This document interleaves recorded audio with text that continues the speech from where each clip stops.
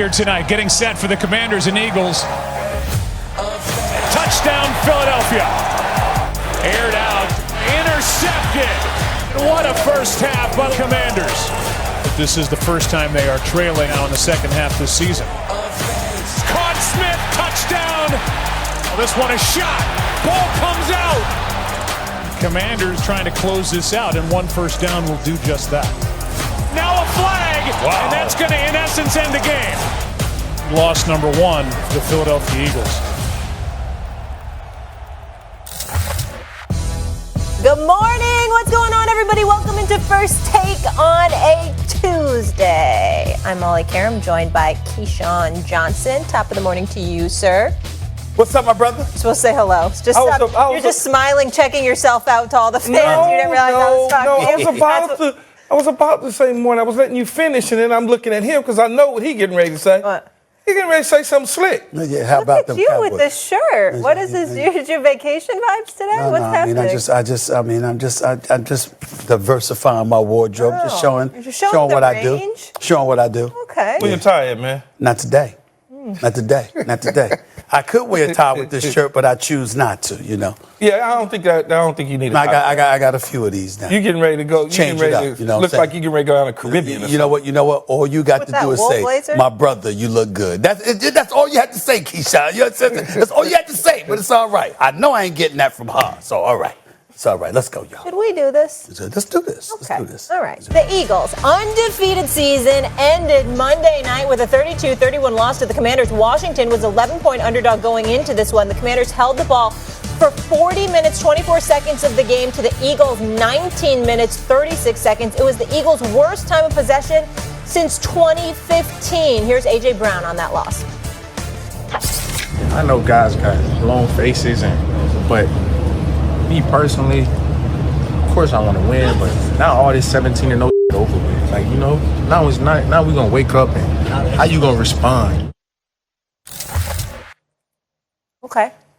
Stephen A., would you say losing was a good thing for Philly? No, I don't think it was in this particular instance because of how they lost. You know, you ran the football for 175 yards on the ground. That's a beautiful thing for you if you're the Philadelphia Eagles. But we all know that this season is riding on Jalen Hurts and where he takes them. We know they've got the receivers. They've got the offensive line. They've got Goddard at the tight end spot. They've got a defense, okay? And so when you look at it from that perspective, the fact that you couldn't keep Washington off the field if you're the defense, combined with the fact that Jalen Hurts didn't have one of his better nights, I think that if you are the opposition, it's a recipe for how to beat the Philadelphia Eagles, and that's what I think you're paying attention to here. It's just one game. I'm not overreacting. I'm just simply pointing out, I look at the manner in which they lost. I never thought they were going to go undefeated. I never thought they were going to go 16-0. We all anticipate, listen, the only undefeated team in NFL history pretty much was the Miami Dolphins in 72. That was all the way. The New England Patriots went undefeated for the regular season before losing in the Super Bowl to the Giants. But let's understand that we usually, because history tells us, you anticipate a loss. It's how you go down. Mm-hmm. And the fact that Jalen Hurts wasn't that great. The defense couldn't keep the Commanders off the offense, off the field. You combine all of that together, and I say that doesn't make for a good loss in my estimation. The reason it's a good loss is because they can now put the pressure of going undefeated out the window and just concentrating on winning the division. The more they win, now you get this 12-0. Can they go 13-0? Can they go 14-0? Should they sit guys because they clinched the number one seed, but they're now a quest to go undefeated like the New England Patriots? You got all that. Now that's out the way. Right. And in terms of last night's game, they played sloppy football, which is all correctable. You can't have 4 turnovers in a game. You can't fumble 3 times, and you can't have a interception. And most times, A.J. Brown would go up to the highest level and get that football. Instead, he waited for it to come down the breadbasket. Yep. Therefore, it became a interception. But when you think about it, this team is still 1-2 in the NFC, depending on who you ask him. Mm-hmm. I think if they're at home, they're probably going to have home field advantage. and that means that they'll probably wind up going to the Super Bowl. Well, here's the deal. Let me say this. I was mistaken, by the way. They passed for 175 yards, only rushed for 94 yards. We anticipate that the Philadelphia Eagles are going to do better than that, or at least on the ground. They got the 6th-ranked rushing attack in the National Football League. You got to be able to run the football, especially with those cats at the Commodores defensive line coming at you. You know they know how to put pressure on the opposing quarterback. You got to be able to run the football. And the fact that they didn't run the football as effectively as I thought they would obviously doesn't say. They only had, but Stephen A., they only had, I think, what do they have?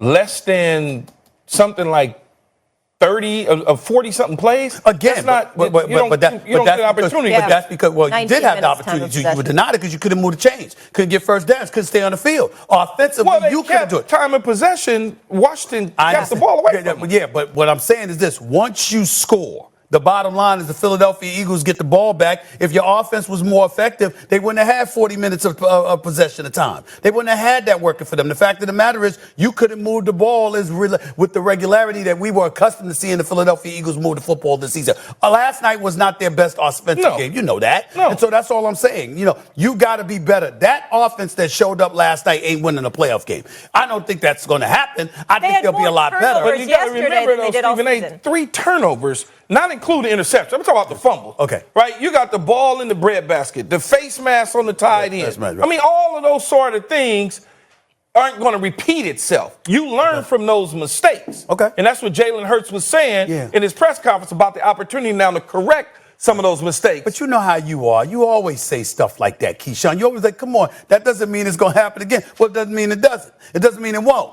I'm saying to you. But the chances are it's not going to happen. Chances are. It depends.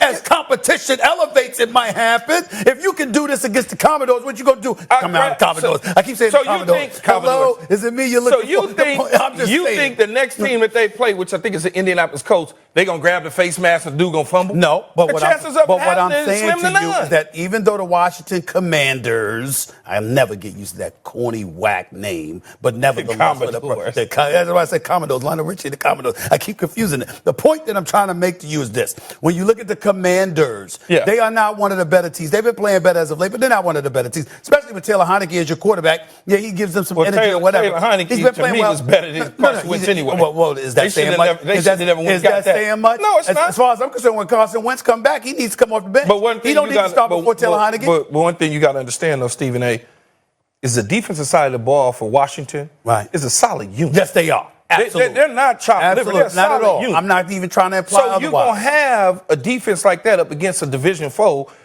going to slow down on the running game and do certain things, especially if you going into a game with the style of play Ron Rivera wants to. A quarterback not making mistakes, run the football, although you rush. So you're sold on the Eagles? Well, let me ask you this question.